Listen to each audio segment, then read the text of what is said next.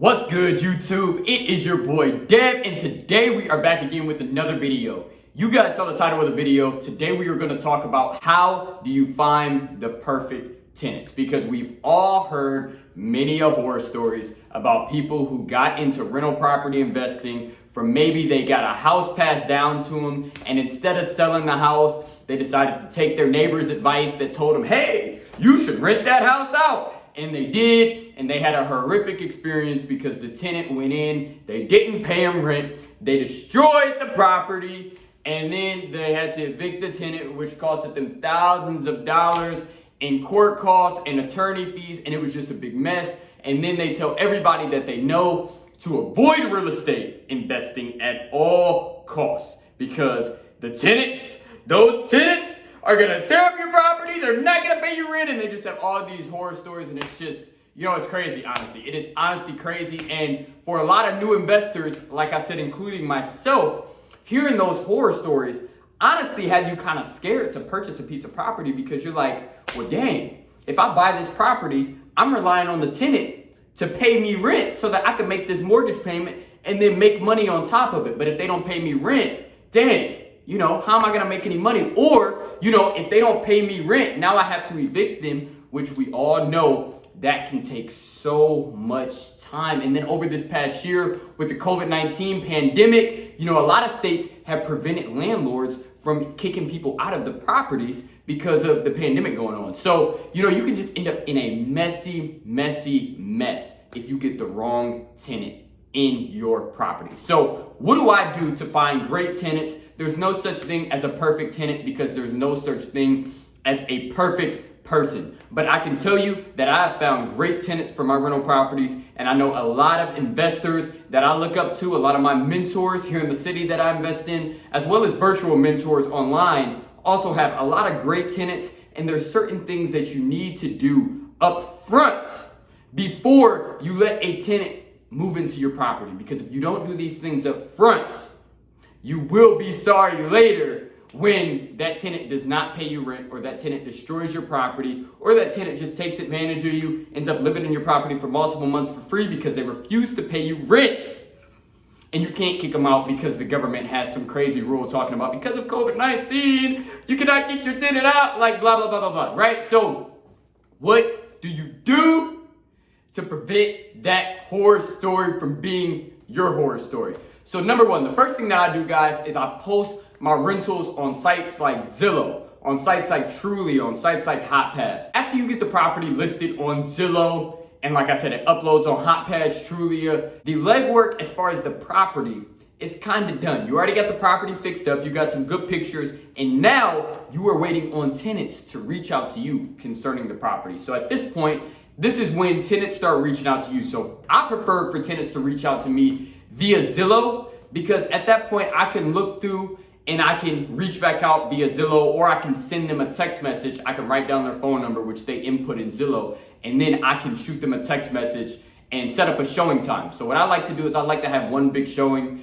typically on a Saturday or a Sunday, because that's typically when people are off work and they can come view the property. And I'll have a showing at like 10 a.m. I'll invite my potential tenants over to the property and I'll let them walk through. I like having multiple people over at a time because if they see other people interested in the property, they know that I'm about my business, and basically, if somebody gets their information in before the other person, they're gonna have the property, if everything adds up as far as my criteria and what I look for in a tenant. But I like to have one big showing, my tenants come over, they look at it, and if they like the property, at that point, I invite them to fill out an application.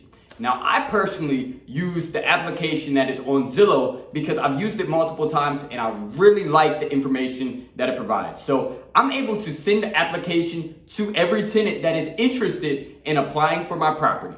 Zillow has a feature in which I can send it straight from the website, and the tenant is responsible for a $29 fee. Now, I know what you're thinking, $29, dang, what if they don't get the property? The cool thing about the Zillow application is other properties that they're applying for on Zillow, they can also use the same application that they've already paid for. The application is good for 30 days And, if my property doesn't work out for them, that doesn't mean another landlord won't accept their application or whatever. So, they pay $29. And what that provides to me is it sends the application back to me after they fill out all the information. And it provides a full-blown credit check, a full-blown background check. It lets me know if they're a sex offender or not, which is very important because I don't want sex offenders living in my properties, because then I have to disclose to the other people living in my building. And it's just, I don't want that. So it lets me know right off the bat what that person's situation as far as credit, background, if they've been in any trouble with the law. It lets me know where their income is coming from, how much income they have coming in, and it just gives me a good idea of who this person is. At that point, after my applications come in, I typically review them, and then I'll choose 2 to 3 applicants that were my favorite after looking at the applications, and then as well as meeting them in person at the showing that I had. And then I'll decide how I want to move forward. So typically, I will request to see the previous residence of the tenant. And the reason I do that is because, I don't want somebody that is very slobby, that doesn't take care of their things. And a good way to see how somebody has taken care of something is to see the last place that they lived. If you visit that property and you see that they have destroyed that property, you know your answer as far as accepting their rental application or not accepting their application. If you go see their property and see that their property is in great condition and they've lived there for many years and they've taken care of it, you know that, okay, if I let this person move into my property, they're probably gonna take care of the property. So that's another step that I do. As far as credit scores, a lot of people ask me like, hey Dev, how strict are you on credit? Like, my whole thing is, if somebody has perfect credit and they make a great income,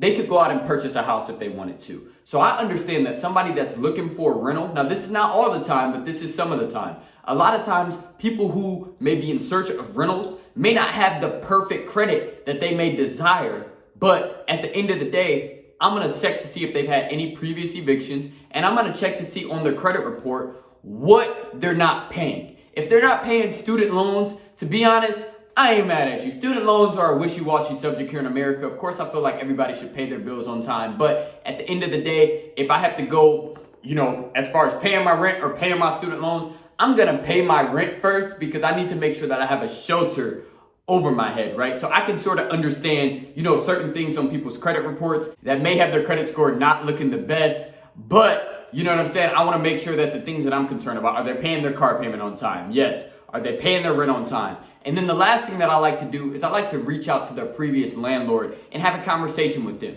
And the reason I like to do this is because, you'll have tenants that will, say, oh man, everything's good, I'm just ready for a change. And come to find out, they're being evicted from the property that they're running from. So if you talk to the previous landlord and they, are saying, hey, this tenant gave me nothing but trouble, you know that, hey, I'm not trying to take no chance with this tenant if they just gave their previous landlord nothing but trouble. So you will have instances where you will reach out to the previous landlord and they will say nothing but good things to say about that tenant, but it's because they are trying to get that tenant out of their property.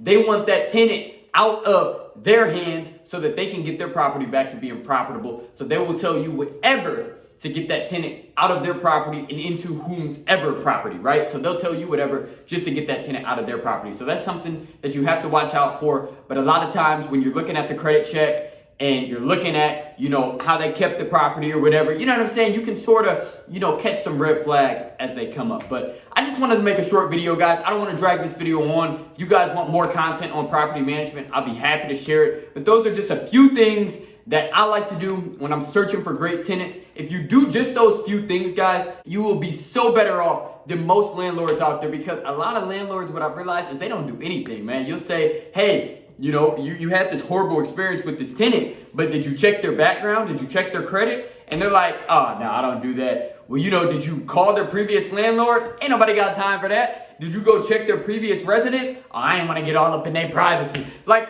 at the end of the day, if you don't do those things, guys, you are really putting yourself at risk, because if the tenant doesn't pay, you're going to be responsible for that mortgage payment. You're going to be responsible for paying those taxes and insurance on that property. And that's not why you're getting into real estate investing. You are getting into real estate investing to make money, not to lose money, not to deal with extra stress. you're getting into it to be profitable, to make money, and to pass down generational wealth to your family. When I buy my properties, I have a prayer with God, and I make sure we are on the same page as far as, God, this is not my property, this is your property. So at the end of the day, all my properties are God's properties, and I own them and I control them during my lifespan. But at the end of the day, like I said, I pray to be able to pass these properties down as generational wealth to my heirs. You know, when I have heirs, I don't even have heirs right now, but I'm planning, you know what I'm saying? I'm planning some things out. But at the end of the day, all my properties are God's properties, and I pray over my properties. And at the end of the day, guys, as you guys know, and I say it in every video, when God is in the situation, there is no limit, right? When God is in it, there is no limit.